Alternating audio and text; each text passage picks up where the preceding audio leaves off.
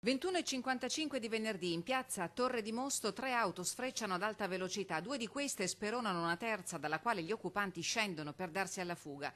Tutto accade sotto gli occhi di automobilisti e passanti che osservano smarriti la scena da Far West e tutto viene impresso nel nastro del sistema di videosorveglianza della zona.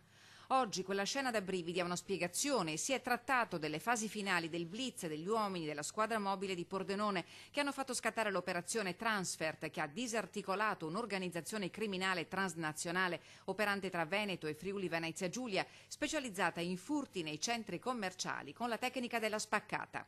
4 le persone arrestate in flagranza tra le province di Venezia e Pordenone, 2 delle quali destinatarie di fermo di indiziato di delitto emesso dalla Procura della Repubblica di Pordenone per il furto aggravato in concorso dell'8 marzo scorso in un negozio di articoli di telefonia ed elettronica.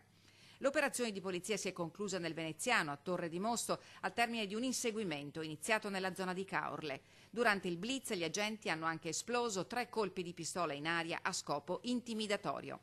Era dallo scorso mese di marzo che la polizia cercava di dare un volto e un nome alla banda di ladri. L'indagine era stata avviata dopo un furto in un centro commerciale friulano che aveva fruttato un bottino di 42.000 euro.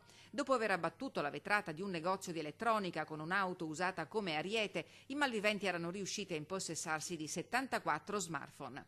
Già da fine giugno l'inchiesta aveva permesso di identificare 2 dei presunti colpevoli, i cui spostamenti sono stati tenuti sotto controllo per riuscire a individuare tutti i componenti del gruppo criminale. Ieri pomeriggio alla coppia di romeni si sono aggiunti 2 connazionali giunti a bordo di un Audi A8 che al termine dell'operazione è stata posta sotto sequestro. La banda si è data appuntamento a Caorle con l'intento di compiere nella notte l'ennesima spaccata in un centro commerciale di elettronica del Veneto orientale. Prima che i malviventi entrassero in azione, il via libera all'operazione della Polizia di Stato.